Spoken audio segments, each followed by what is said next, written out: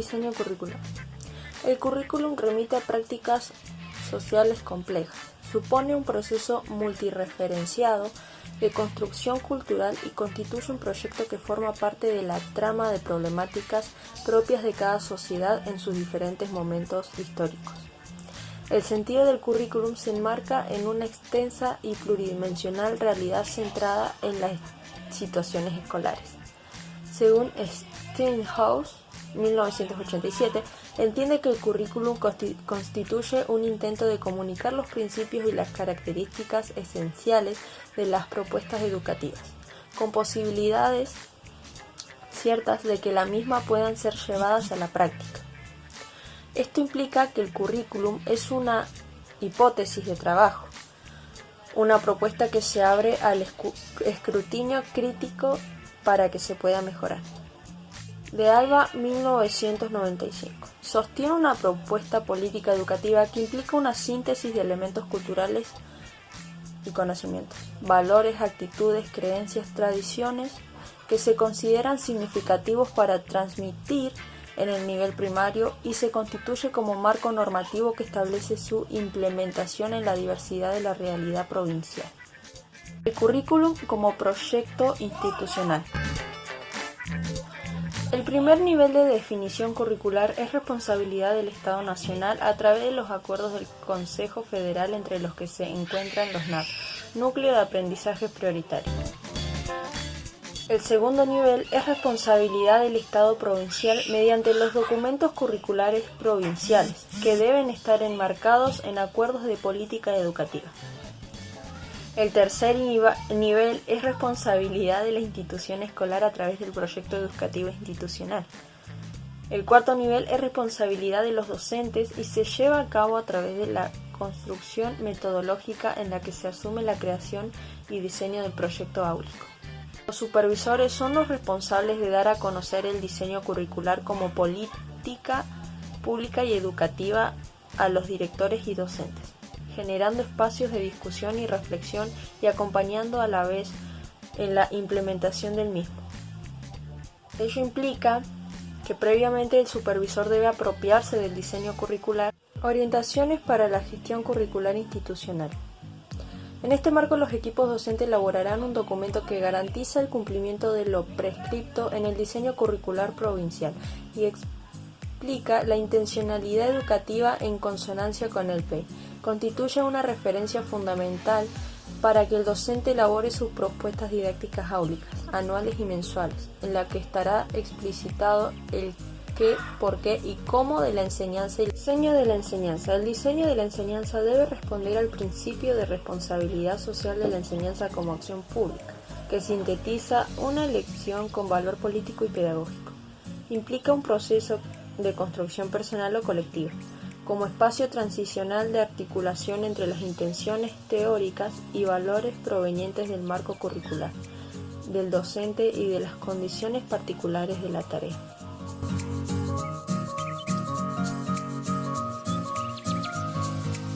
El diseño curricular nacional político son la infancia. Digamos que ser niño o niña no significa ser menos sujeto que la mayoría de edad. Porque el niño tiene derechos, tiene preocupaciones, necesidades, problemas y también debería ser considerado ciudadano, pero en diferentes esferas de la sociedad, incluso también en la escuela. La escuela debe mantener una relación constante con la familia, con la vida social de los alumnos y la comunidad. Eso sirve para que los niños y niñas se sientan como acompañados. Eso ayuda a crecer, a atender las necesidades de cada niño y así mejorar el aprendizaje. Ahora se aprende en todos lados, en cualquier lugar, no solamente en la escuela, en el hogar, en la calle, y más que todo gracias a las TIC, porque con ellas podemos acceder a obtener información y eso nos ayuda, digamos, a tener acceso a distintas cosas de aprendizaje, si no me equivoco. Bueno, la enseñanza es como que es a donde, digamos, es a donde el maestro prepara algún tema y se lo da a los alumnos para que ellos puedan incorporar conocimientos. Eso sería la enseñanza, sería que el docente enseña cosas nuevas a los alumnos. Bueno, el conocimiento es, ¿cómo lo puedo explicar? Es algo que, digamos, es desde que nacemos, vamos conociendo cosas nuevas, cosas que tiene el mundo, lo que se ve en las personas, en todo.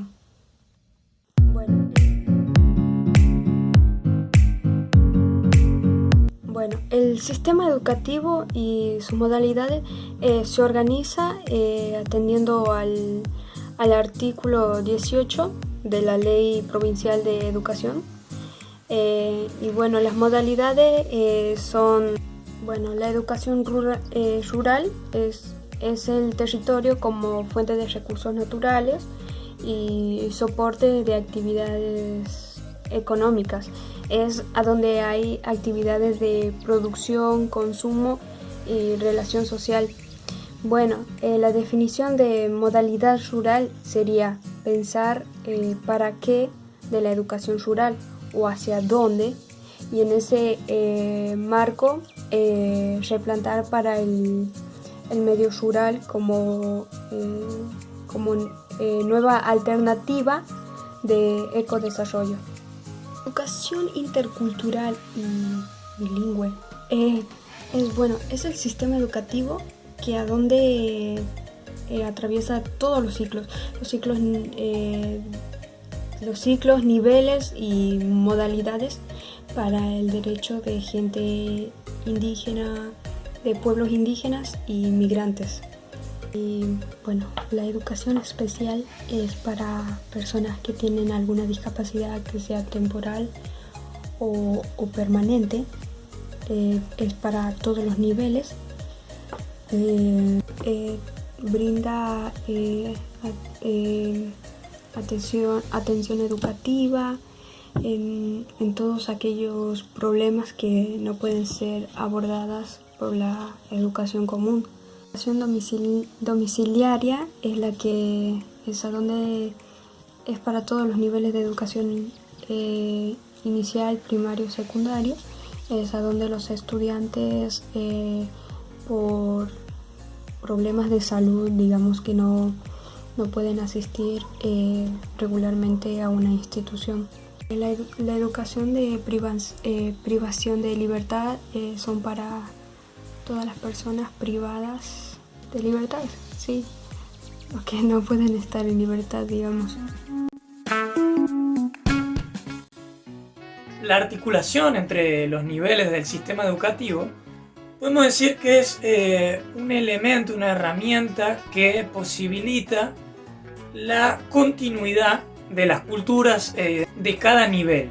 El trabajo colaborativo tiene que ser entre directivos y docentes para que esto ocurra, y tiene que ser interdisciplinario, ya que conecta la educación inicial, que tiene que llevar una continuidad a la educación primaria, y también la educación primaria una conexión y una continuidad a la educación secundaria. Esto genera que el paso de un nivel a otro sea más fácil, más llevadero, en otras palabras. Cabe destacar que en este punto encontramos algo tan importante como es el apoyo a aquellas personas que tienen alguna discapacidad, y de este modo se trabaja para contribuir el aprendizaje y el progreso del mismo, y desde aquí el trabajo de las instituciones educativas es primordial, porque nada, el trabajo de los maestros es justamente un apoyo para el alumno.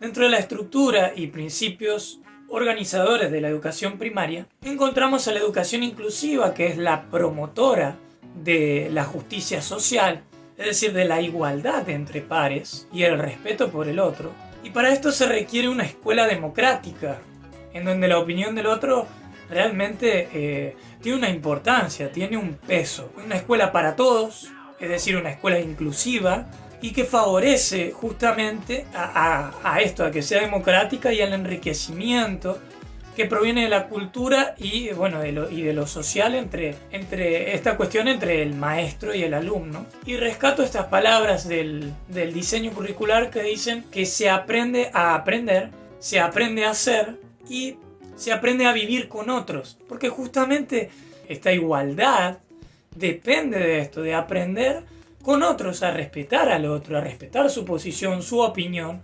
Todas las opiniones son importantes y que cada uno desde sus hogares, desde sus familias, trae consigo por detrás un capital cultural que será puesto de manifiesto dentro del aula. Y no será igual al de otro, pero el respeto tiene que estar. Por otro lado, dentro de las estructuras y principios encontramos a la escuela ciclada, que cuando hablamos de escuela ciclada o de ciclos, estamos hablando de esta división que tenemos en cuanto a los años en que se divide el mismo.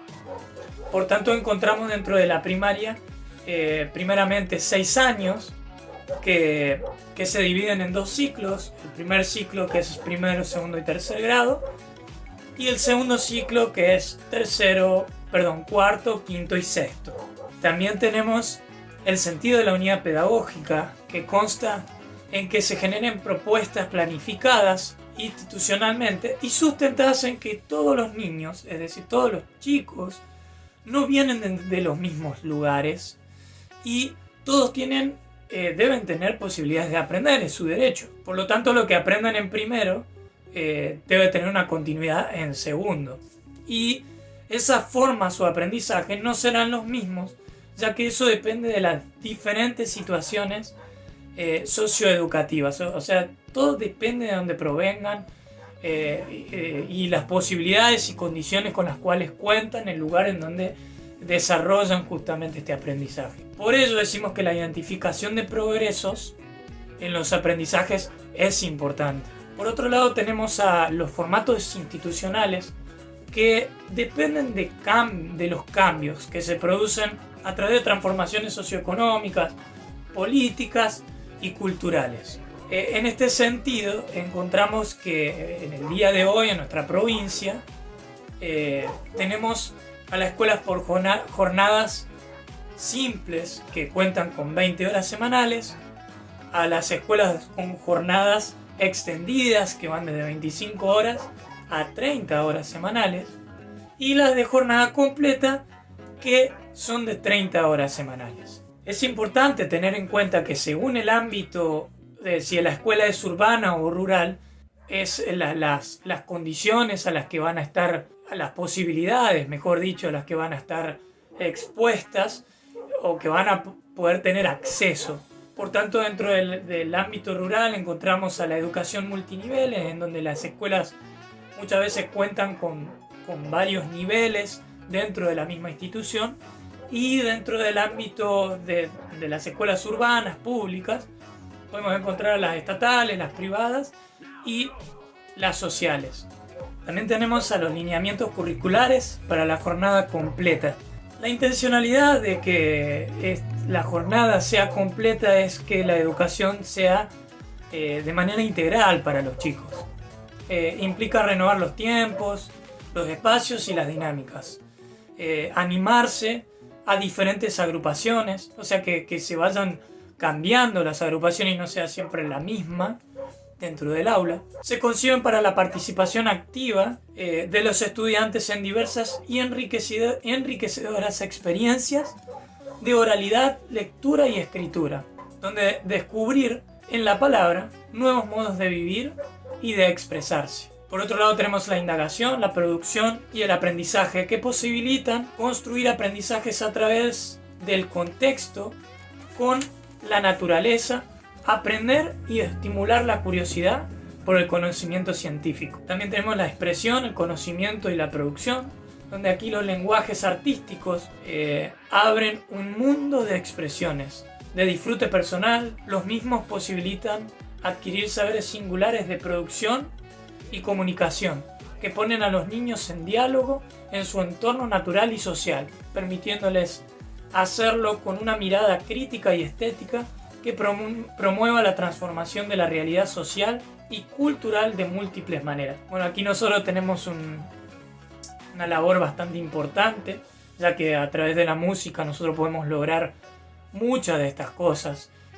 También tenemos las prácticas corporales, motrices y la vida en la naturaleza, que por medio de ellas experimenten saberes que involucren comportamientos y sensibilidad corporal, construyendo así formas particulares de ser, actuar, vivir, sentir y pensar los cuerpos. Y aquí es importante decir que el cuerpo en el día de hoy, ¿cómo se considera? Se considera como una construcción social que se puede trabajar, en este punto lo podemos trabajar en conjunto con la ESI, con las ciencias naturales, entre otros. Tienen que ser actividades que posibiliten al estudiante desarrollar las capacidades de vincularse con los otros. Justamente en lo que mucho habla este diseño curricular, que es el trabajo en equipo y con una actitud corporativa, colaborativa. También tenemos los sujetos de la educación, que son estos chicos a los cuales llamamos sujetos, que justamente el término sujeto se entiende como una condición de identidad, de lo que son, de lo que traen, de lo que portan. Su identidad se tenderá desde la enseñanza hacia la participación a través de espacios para escuchar y ser escuchados, muy importante. Implica prácticas pedagógicas creativas que contengan contenidos relacionados al contexto social que sea relevante para el alumno. Justamente si lo que intentamos es hacer valer este sujeto, su identidad, su forma, lo que trae y carga consigo, es importante trabajar sobre eso. Por otro lado tenemos a la enseñanza para la autonomía en el aprendizaje. Aquí es importante que los alumnos sean capaces de aprender a aprender, lo que hablábamos antes. Y el docente tiene que estimular el deseo por aprender, desarrollar la autonomía para comprenderse a sí mismos, a su mundo, para emitir opiniones críticas, considerando las opiniones de otros sujetos, lo que hablábamos antes también de generar aparte de esta autonomía, esta educación inclusiva. Incluir prácticas evaluativas que posibiliten desarrollar la autoestima, que dan la posibilidad de asumir un lugar protagonista para hacerse cargo desde pequeños del conocimiento de sí mismos y se propongan de esta manera una superación. Por otro lado, cuando hablamos de alfabetización en la estructura, hacemos énfasis en el proceso permanente y progresivo, no solamente cuando hablamos de la escritura y la lectura, sino de que es un proceso justamente continuo, permanente, que lleva un proceso. Y esto se vale de la interacción, variando en contextos socioculturales que tienen un papel activo los padres, los docentes y los adultos. Las propuestas deben tener en cuenta la diversidad, en que el desarrollo de los niños y la diversidad sociocultural tiene un origen. No hay solo un método que garantice el aprendizaje. Requiere un equilibrio entre la expresión oral y escrita que favorezca la conversación y el intercambio. Un espacio donde los modos de actuar propios de la cultura letrada estén presentes diariamente y donde participen las familias, los referentes barriales, otros. Muchas veces en los pueblos, en nuestros barrios, de chicos nos resultan muy importantes estas cosas. El padre de nuestro vecino que es albañil, que es carpintero, de chicos esto es muy importante para nosotros. Lo vimos en el estudio de la escuelita de la señorita Olga, que es tan importante destacar lo que tenemos a nuestro alrededor. Aunque muchas veces es prioridad la actividad individual, no dejar de lado, no solamente hacer hincapié todo el tiempo en la actividad grupal, pero la actividad individual es importante para conocer la zona de desarrollo real, que aquí hacemos énfasis en Vygotsky. Hoy se considera que la práctica de lectura y la escritura involucran procesos mucho más complejos. Se pueden establecer distintos niveles de lectura, escritura y por ende de alfabetización en el proceso de alfabetización. Por otro lado, y tan importante en el nivel primario, que es el papel que cumple el juego en la educación. Y aquí voy a citar a Piaget, que él mismo dice que el aula tiene que ser un lugar activo, un lugar privilegiado para que el juego se promueva y que esto genere una curiosidad en el niño, para explorar, discutir y debatir, para que el interés vaya generando lo que queremos en el niño. El juego se vale de estas cosas. Por otro lado, Vygotsky dice que la conexión entre el chico y el adulto también genera este interés, este aprendizaje. Es para él un hecho esencial en el desarrollo del niño. También podemos decir que el juego es una estrategia de enseñanza y que el diseño curricular del Chubut lo plantea de esta manera, que lo reconoce como esencial y como una estrategia para llegar al aprendizaje y para que el niño pueda adquirir los contenidos del nivel primario. A través del juego el niño irá descubriendo y conociendo el placer de hacer cosas y estar con otros para que ocurran estos fenómenos cognitivos y sociales. Entonces decimos que el juego tiene características que son espaciales, que son de tiempo, que los llevan a un marco de seguridad, de sentirse bien en ese momento, y que posee y que es, mejor dicho, un medio, una estrategia para el desarrollo del conocimiento del niño. Es una vía de aprendizaje cooperativo y también propician situaciones que propongan un reto sustentable, pero siempre de forma progresiva.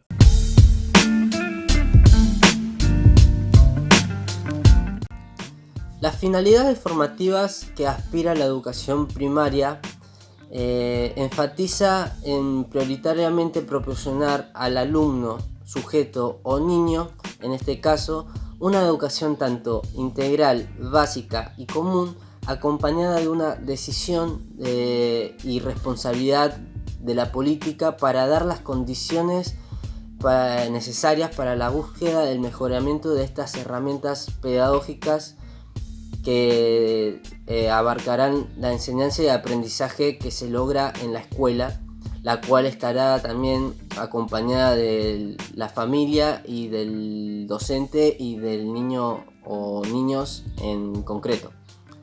Además, esto también pretende asegurar a todos estos sujetos las condiciones de acceso, de tránsito, de permanencia y egreso durante este proceso, en donde se pretenderá aspirar en base al docente y cumplir con las exigencias y plazos de las metodologías, métodos o planes de clase que se tengan, con el fin de lograr el aprendizaje, la enseñanza, el conocimiento y la evaluación que corresponda, para lograr así tanto saberes culturales como mundiales.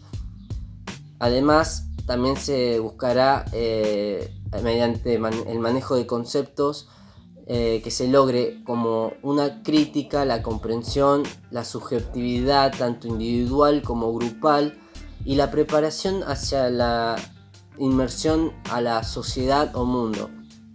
Con todo esto se busca darle las herramientas necesarias al niño durante todo este proceso de formación, que se haga valer de sus propios derechos para poder trabajar en la sociedad de una manera más cómoda y natural posible.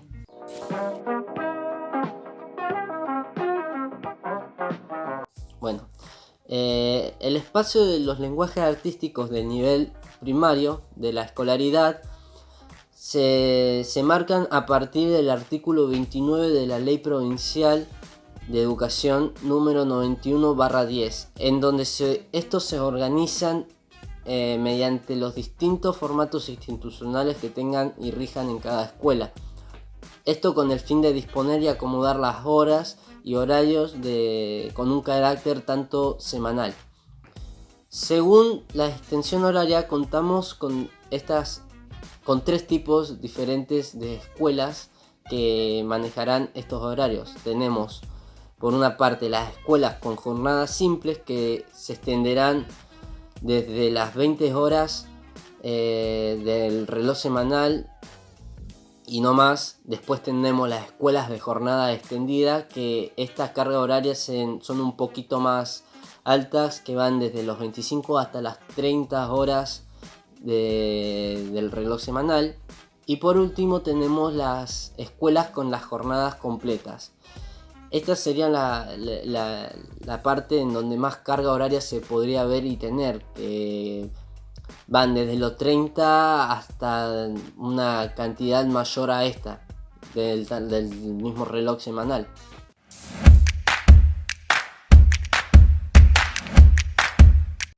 Instrumentaliza valores, es decir, que pone en evidencia hacia dónde se dirige, qué es lo que considera valioso sobre la formación de los sujetos y su educación.